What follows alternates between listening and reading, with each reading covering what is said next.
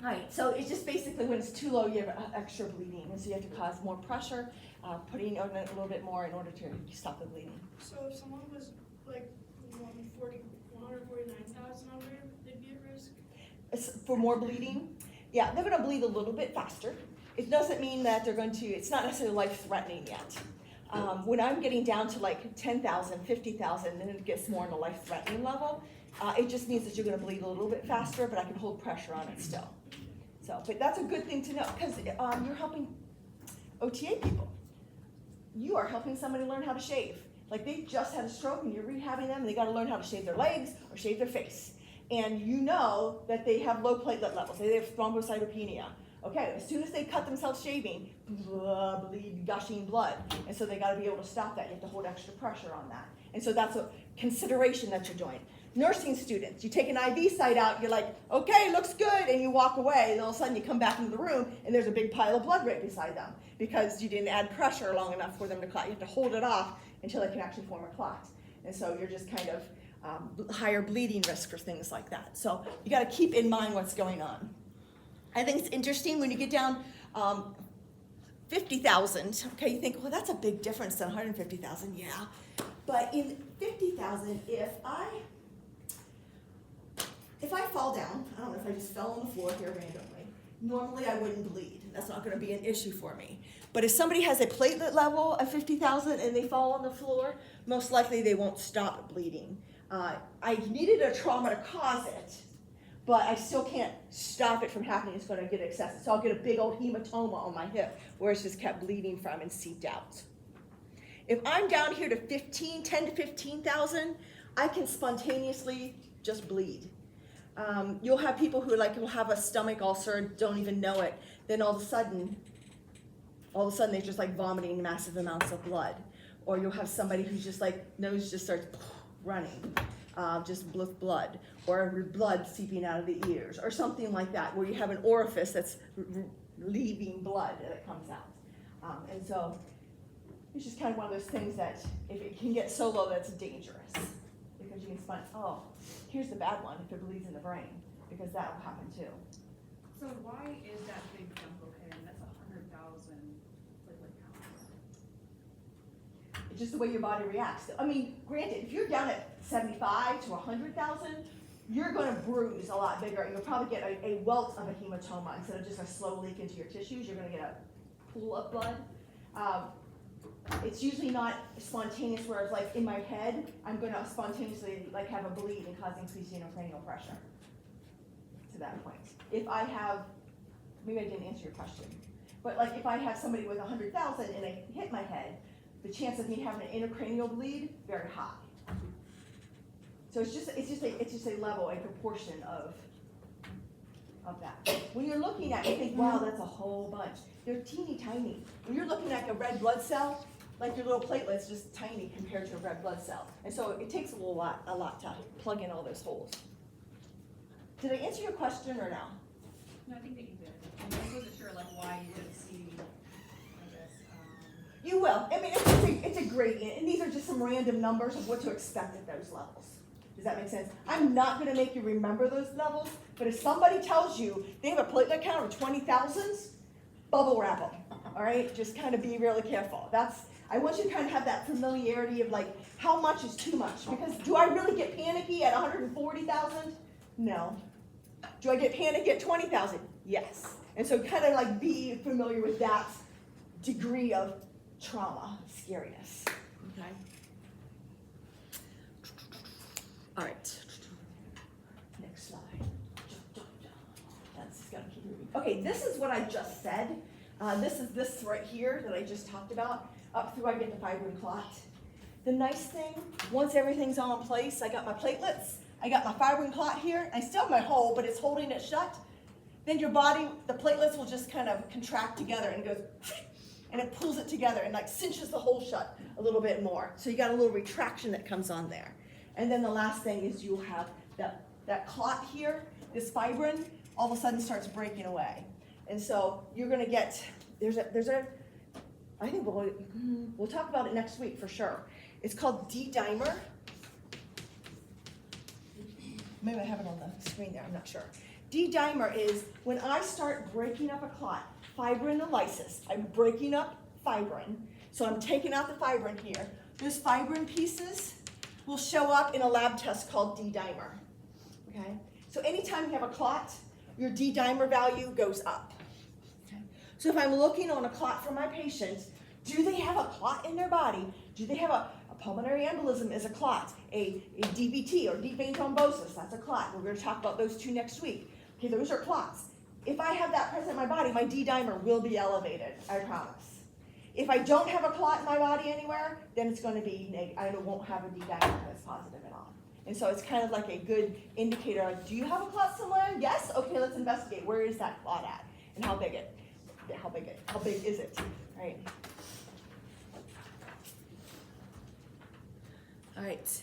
I did talk about this a little bit. Your liver is great about getting your clotting factors. You need it to manufacture your clotting factors. So if you have a liver problem, you don't make enough clotting factors, so you have a bleeding risk. Here's the other thing that it will do. Vitamin K.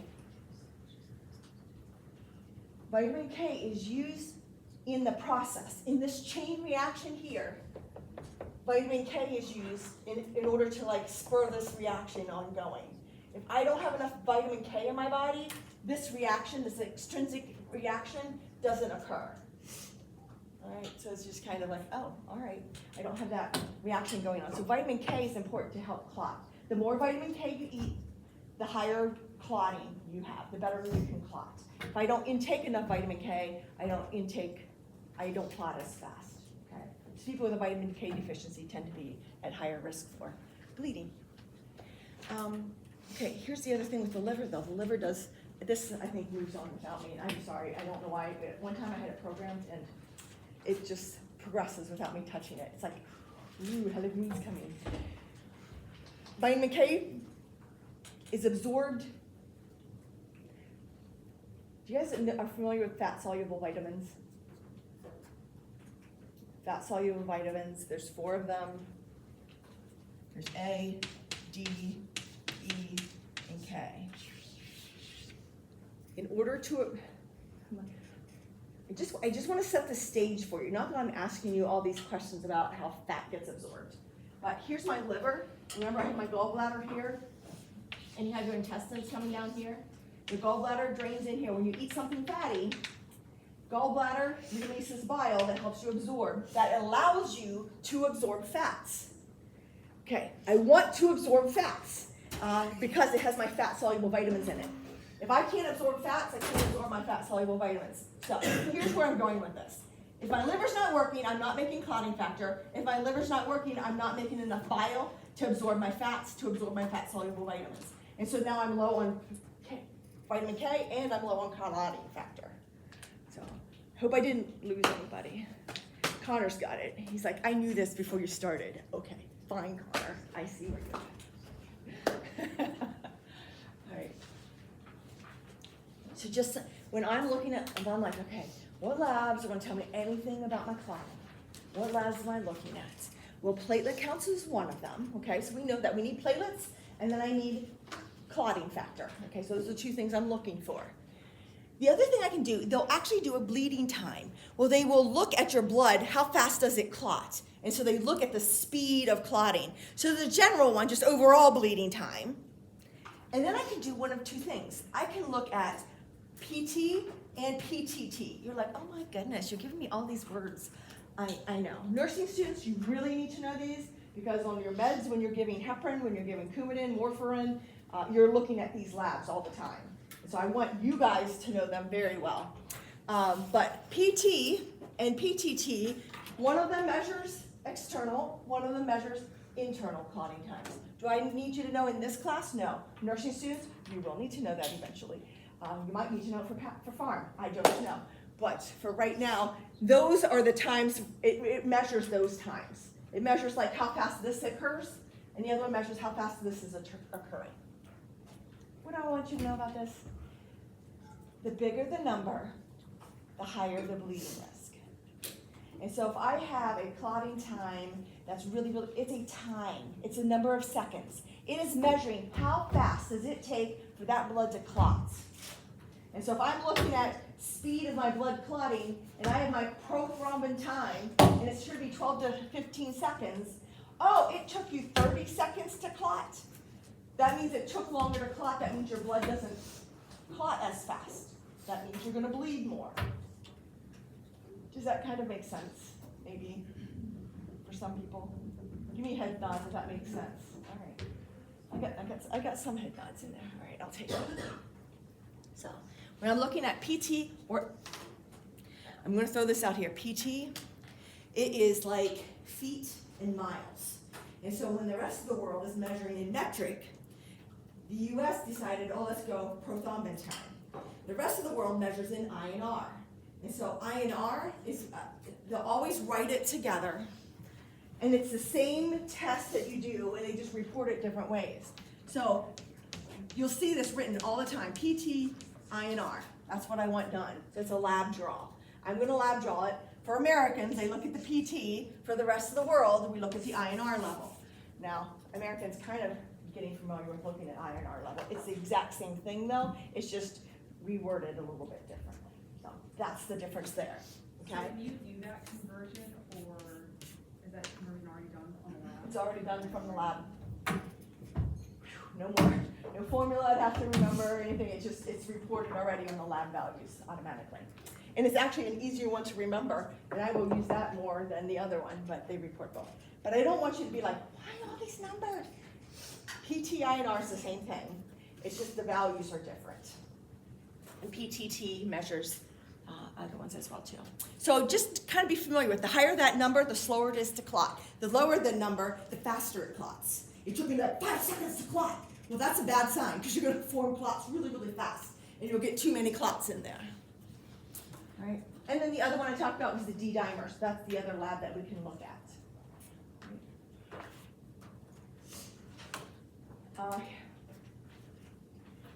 If I have hypercoagulation, if I'm somebody prone to making clots, these are my things that can cause it. I can have an increased platelet number. We talked about that already.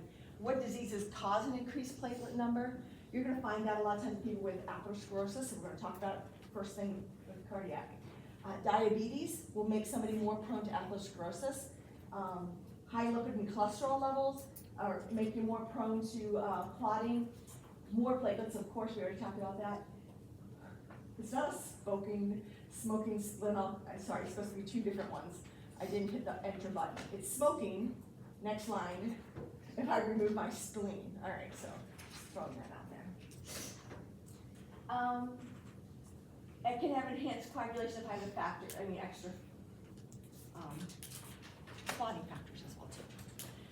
A lot of times with these diseases, you're going to see extra clotting factors. I want to say this because when I talk next week about people with a DVT, people who are immobile, who are sitting in bed all the time, sitting in a chair all the time, are at a clotting risk.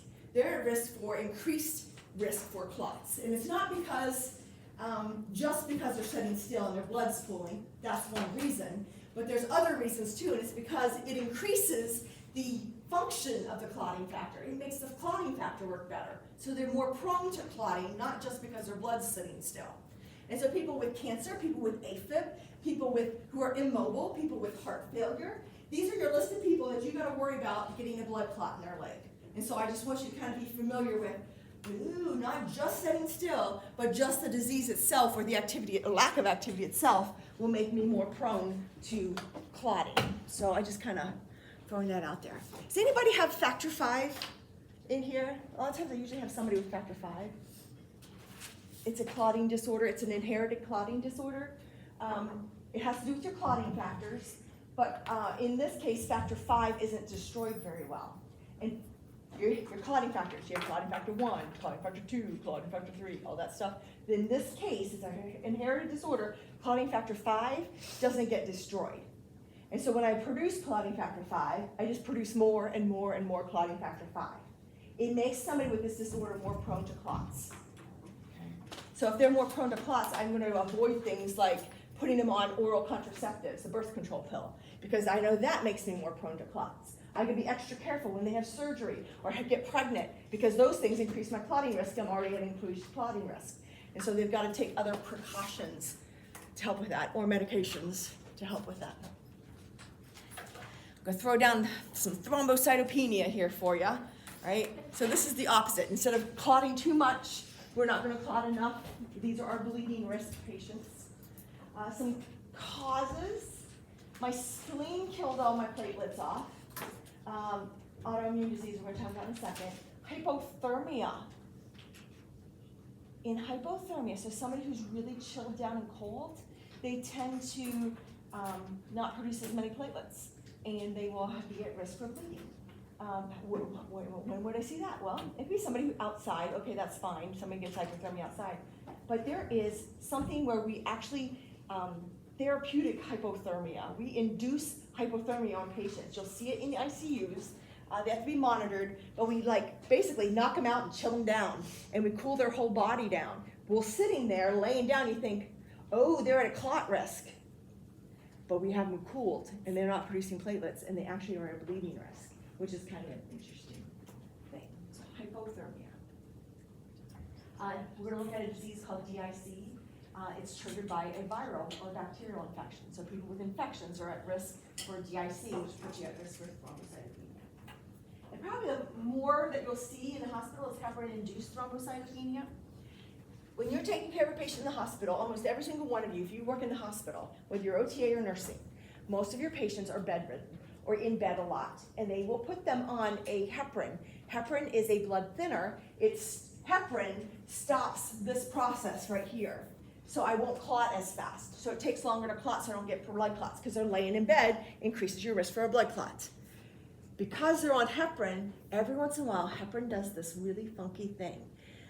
They're not 100% sure why, and it happens to all races, so it's not necessarily a race thing either, because some blood disorders related, are inherited or something, and they don't necessarily see a likelihood of that, or even like an inherited tendency necessarily.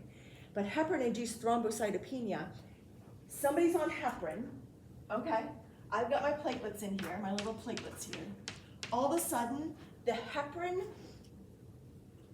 triggers platelets to clump. And all these little platelets right here that are all floating around waiting for an injury to clot the blood with, all of a sudden these platelets all suck over and they form like a little clot ball. And now that's just floating around in your bloodstream. And so now all these little clot balls are just floating around. They call them that's a white clot because they are filled with platelets. And so they're just very white in appearance if they're looking at them. But now, all my platelets in my body triggered, you gave a heparin injection to keep from getting a clot. And it triggered the platelets to clump together. It took a while to figure this one out, by the way. So now all these people have these little clots floating around in their body, and they just go land places. You know what? Blood's flowing through, it lands in my little capillary in my retina. Oh, now all of a sudden I can't see. Oh, it floats around. Oh, it lands in my finger. Now the tip of my finger is turning black. Oh, it floats around. It lands in my heart. All right, so now I have a little spot in my heart that's blocked and occluded the blood flow through. It just blocks blood flow. So they're tiny. There's a whole bunch of them. They tend to start pumping up the longer it goes. And the funny thing is, so easy to fix. Stop the heparin, and it goes back to normal again. It's almost like a weird trigger. Heparin causes it clump, clump, clump, clump. And then heparin's all gone, it goes away. But it does happen, and there is a risk for all hospitalized patients to have this occur. It tends to happen the more people are in the hospital and the more heparin they're on, the more chance it will trigger. Yeah, we've got it. I told you there's something spooky in here today. Slides move, lights flicker. Maybe we want to pray right now. Anything else happens, we are. And so basically that's it's called heparin-induced thrombocytopenia. Cause, think about this. I have just taken all of my platelets, pumped them up into a ball. Lots of little balls everywhere. Guess what they can't do? They can't do their normal function. And so I've had thrombocytopenia. You're like, wait, you have all these thrombocytes, you have all these platelets. Yes, but they have all clumped. So now once they're clumped, unfunctionable. And so now all these unfunctionable platelets are in my body. So now if I start an IV or I shave and cut somebody, then it just bleeds because I don't have any clots. I need platelets to clot that off. So that's kind of where that comes from. It makes them unusable. The platelets that you have makes them unusable. All you gotta do, stop the heparin, treat them until you've gotta dissolve those clots and things like that, but it will stop the clumping process. So that's just kind of, I wanna throw that out there because at some point in time, I don't know, OTA, do you get to go do many different places for clinical? Do you get, everybody get a hospital rotation? We go to 2 different places. Go to 2 different places. Sometimes it's a hospital, sometimes it's not. If you go into the hospital, be careful because a lot of patients are on heparin. Probably the majority of them are on heparin. And so it might happen, you might see it. It's just, to me, it's interesting. It's like mind-blowing. I never want it to happen to me. And it's rare, it's not overly common, but you still gotta be aware of that it can happen. If they've had heparin-induced thrombocytopenia, then I'm going to have some damage from that. Like I might be permanently blind. Hopefully it's just temporary, but it could be permanently blind or wherever that clots have hit and caused damage out. So I thought that was interesting. Here's the more common one. It's autoimmune destruction of platelets. Immune thrombocytopenia purpura is what it's called. Purpura usually, I think, means purple. It's related to purple, so they're bleeding, so they get a little bit of like bruising and things like that happen with it. But it used to be idiopathic, and they switched it to immune. Idiopathic, they didn't know what was causing it, but now they know it's an autoimmune thing, which is your body attacking your platelets and killing your platelets off. Basically, if you get ITP, thrombocytopenia, the immune thrombocytopenia, you basically are just at a bleeding risk, and so you just gotta be careful of that. Your platelet levels will start dropping. You're like, oh, so that's why my platelet levels might drop a little bit lower. Okay. I think anything else. You can have a chronic form, yes, and it just like slowly, gradually just kills off more platelets than what you're producing, or you can have an acute form that's kind of sudden. I had a bacterial infection or viral infection, something that triggered my autoimmune, like I said. Most autoimmune things are triggered by something, like you might be prone to it, but like a big sickness or illness or surgery or pregnancy or viral infection triggers my autoimmune. Boom. Okay, autoimmune just got triggered, and this one is attacking platelets, and so it kills off your platelets. If any of you ever go on to discover the cure for any autoimmune disease, let me know. I want to tag team off of you and become wealthy with you. Okay, that's my thing. Because I don't know, if you can stop autoimmune, I feel like you're stopping half the diseases that we're talking about. It's just, autoimmune's a big deal in our society. And I don't know if it's just more common or if we just know about it, so we see it more. We used to call everything idiopathic, now we call it autoimmune. I think that's kind of the thing. Oh, here's like purpura. Here's like little petechiae that you're going to, that is spotty. So it's more than just a bruise. If they're doing it spontaneously, you're going to start seeing, whenever it's dropping lower, platelets get lower, lower, lower, they're going to start just like spontaneously little capillaries just rupture. Just your little bit of blood pressure going through there will make it pop. And so there are these little petechiae.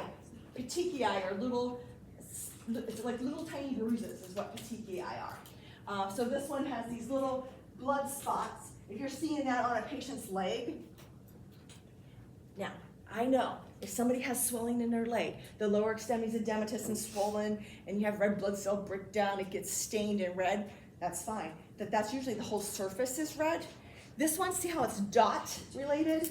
So that's more significant of petechiae. They can get it on their chest, they can get it on their arms, they can get it on their legs. It can go other places too. So if you're starting seeing some of that, I'm wondering, I think there's a clotting issue going on. What's your platelet level looking like? So bruising, petechiae, purpura tend to be bigger spots like that. They're like bigger petechiae, okay? But if I say in a test question, anything with bruising, petechiae, purpura, I mean they're bleeding under their skin, all right? That's kind of like the general category of those. You can differentiate them particularly, but if I use one of those, that's what I'm referring to. When I see this, now I'm worried, okay, wait, are they going to bleed more? Are they gonna have an intracranial bleed? Because if they're bleeding spontaneously under their skin, this is not from like, I hit my hand on the desk. This is like spontaneously rupturing little capillaries. The bigger ones can go then too. And so I'm worried about intracranial bleeding, interabdominal bleeding, intestinal bleeding, those types of things that can happen. Okay. Did that make sense? That's the platelet stuff. Now I'm gonna look a little bit clotting factor for a few things and we'll call it good. Okay. Hemophilia A. Okay. This is a more common one, that's why I'm throwing it out there. It is recessive, but you'll hear people with hemophilia A. I think almost every clotting, there's 12 of them. I think almost all of them have some sort of disorder out there. There's some that are more common. I can have factor X where I don't get rid of my factor X. For this one, I don't produce factor 8. I just want to say it right. My clotting factor 8 isn't there. And so somebody who's born with hemophilia A, there's other hemophilias too, but they don't produce clotting factor 8. So guess what? They don't have enough clotting factor, and so they're going to bleed more. They don't produce enough fibrin. They produce some, but not enough. And so they're a bleeding risk person. Does anybody know anybody with hemophilia? Yeah? Hey, was it a patient, or was it a person or a friend? Huh? A friend. A friend, yeah. And so there's degrees of it. Were they pretty severe? When they were younger, yes, they had to do a lot of things of that sort. And then as they aged, with the balance of vitamins and everything, it actually got a little bit better. Yeah. And then the older we get, the more prone we are to clots in Yeah. general. Yeah. So it was a benefit then. Yeah. Oh, no AFib for me.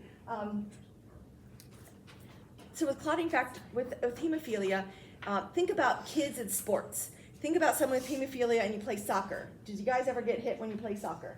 All right, so it increases your risk, you're going to bleed. If somebody has even just running, so just the weight of running, a lot of times what will happen with hemophilia, well, yes, they can get nosebleeds easily. They can't like clot if they cut their arm or whatever. But even in their joints, when we talk about arthritis, we're going to talk about hemarthrosis or hemarthritis, where you have blood in your joints. These are the people with that. And it can be to the point like I fall down and I hit my knee or land on my knee or I sat on my knee a little bit and it just causes those little capillaries to rupture and blood accumulates in my joints. Some people it is just walking, or if I decide to run instead of walk, just that extra little pressure can cause my joints, the blood to bleed into my joints and cause damage there. When I get blood in those joints, it starts eroding away at the bones in my joints and I'll get an arthritis from that. And so if somebody has hemophilia, watch them for arthritis in the joints. That's not uncommon. Oh, I even highlighted that. Look at that. Watch for GI bleed or bleeding in their urine. A lot of times they'll like void and in their urine. Voiding is peeing, okay? So they're peeing and then they're like, oh, why does my urine look funny? That's a common place to bleed, but even more so than that is GI bleeds. And so I will have, as food's going through your intestinal tract and your stomach, you're more prone to get bleeding spontaneously happen there. So a lot of times they're checking their stool for blood and things like that. Stool in their blood gets hidden, and so we do a test called hemoccult stool where we're looking for hidden blood. Sometimes it's just franking out right and you can see it, but since stool's so dark, it's hard to see blood sometimes, and so we have testing for that. Sometimes it's mild and people don't even realize it. Like, yeah, I bleed a lot and I get a lot of nosebleeds and things like that, but they don't notice until they have surgery. Then all of a sudden, the surgeon can't get the bleeding to stop. And they're like in there and they're clamping everything and sucking blood out and they're giving transfusions because they're losing too much blood. They're like, oh, by the way, we do genetic testing and you got hemophilia. So sometimes they don't realize it till later in life as well too. Okay. If you have someone with hemophilia, you are not going to give them blood thinners. They already have a natural born blood thinner. So you want to tell them to avoid things that would thin their blood. Aspirin thins your blood, that's a common one we give. And the other one that's over the counter would be like your Motrin, your ibuprofens, your Motrin, Aleve, Advil. You want to tell them to avoid those medications because it'll make it, they can spontaneously bleed more so then. Oh, look, he's squirting blood. It usually doesn't spout like that, but it still comes out, okay? He's spouting here, he's spouting here. This is him urinating with blood in the urine, right? So it just kind of gives you a headache. It gives you a heads up or an idea. Why does it say headache? Why would hemophilia potentially cause a headache? If I'm bleeding in here. Yeah, if I have my little capillaries in my brain bleeding, because I have a confined space, and so a little extra blood will cause a headache, extra pressure in there. Not good. I'm just gonna jump over this one here. Okay, here's just one more. Von Willebrand, okay? It is a clotting factor, but it's a special one. More people have this than hemophilia. More people have this than some of those other, genetic bleeding disorders. And so I want to throw this one in here because people are like, oh yeah, I have von Willebrand's. And so you'll hear that phrase sometimes. And so I want, you might not have heard it because people don't just announce it. They'll say it at the doctor's office, but they don't necessarily tell the public. Not like, oh yeah, I got diabetes. No, I have von Willebrand. Nobody cares. You don't say that, so you don't hear it as much. You might not know your BFF has that, but it is a clotting disorder as well. This clotting factor does something special. It signals the platelets to clot together. And so if you don't have it, you still have enough platelets, but your platelets don't clump. Does that make sense? Your platelets don't plug the hole. You don't form your platelet plug as rapidly. And so it affects clotting because in von Willebrand's, it's like, okay, platelets, come over here. Here's the injury. The announcer's not there, so the platelets have no idea there was an injury over here. It's the 911 call. They're bringing in the platelets to help out. And so if you don't have von Willebrand factor, then you don't have the platelets coming to plug the hole. They can accidentally get there, but not necessarily all the time. Okay, this is another one I want to talk about. Is this the last one I have? Yeah. Okay, this is DIC. It's a life-threatening disease, so I want to talk about it. When it happens, it's really bad. Hopefully it doesn't happen. But it can happen, so I'm just throwing it out there because it's like all hands on deck to save that person usually. Okay. It's triggered usually by a big event that happens. I can throw that out here. Here's my big events. The two most common are pregnancy. Who in here wants to have a baby someday? All right, so a lot of you. So be on guard. And I'll tell you a story later then too. And the other one is sepsis. So has anybody ever had an infection? Yes. A lot of us have had an infection. If it gets into your bloodstream, an infection in your bloodstream is called sepsis. And so that infection, if it spreads, you don't want it to get in your bloodstream because it can trigger DIC. Disseminated intravascular coagulation. Disseminated meaning it's everywhere. Intravascular meaning it's in my blood vessels. And coagulation, clot. So in this instance, something triggers it, something random. It's usually the infection or the trauma from childbirth or something related to that, a complication from pregnancy.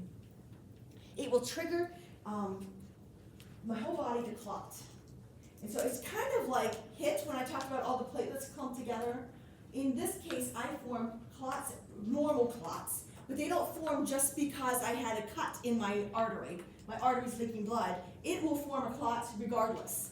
It's related, it goes back to that inflammation that we talked about first week, okay? So if I have, here's my human, okay?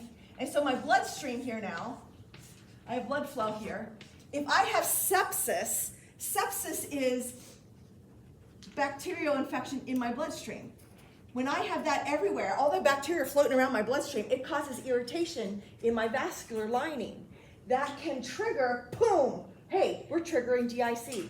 It can trigger, instead of just breaking open a blood vessel and bleeding out, it will trigger clots to form everywhere. So I get microclots all over my body, and they're like normal clots, but my body said, let's clot, and so I get clots everywhere.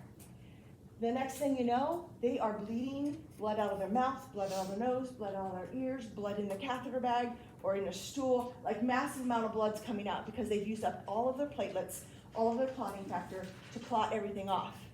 And then all of a sudden, I don't have anything left, and so they will spontaneously start bleeding.